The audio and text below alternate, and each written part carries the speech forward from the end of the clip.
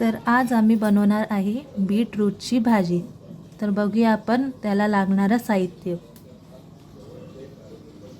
चिरलेला कांदा, ओलं खोबरं किसलेलं, कोथिंबीर, अद्रक किसलेलं, लसूण किसलेलं, कढीपत्ता आणि मिरची चिरलेली आणि आहे लागणारा मसाला।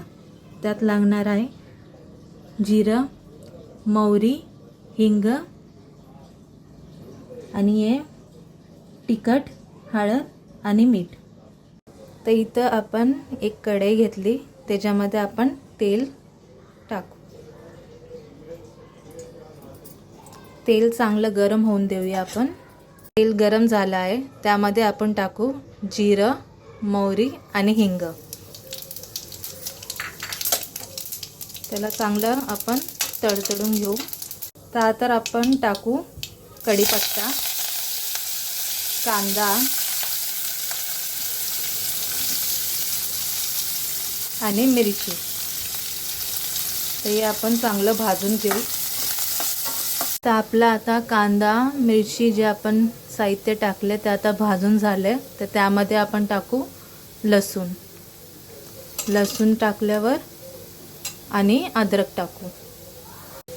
आता आपण टाकू मसाला, हळद, तिखट आणि मीठ। याला आपण थोडं भाजून घेऊ। आता कलर सुटला आहे त्याला मस्त। तर यामध्ये आपण टाकू बीटरूट जे आपण किसलेलं होतं। मस्त त्याला हलवून घेऊ, सगळा मसाला लावू।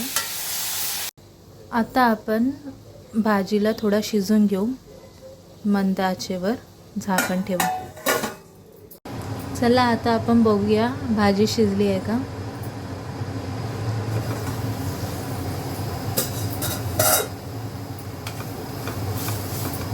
तर भाजी शिजलेली दिसते। तर यावर आपण खोबरं टाकू आणि कोथिंबीर। तर सगळं आपण एकत्र मिसळून घेऊ सगळं। आणि आता आपली बीटरूटची भाजी तयार झाली।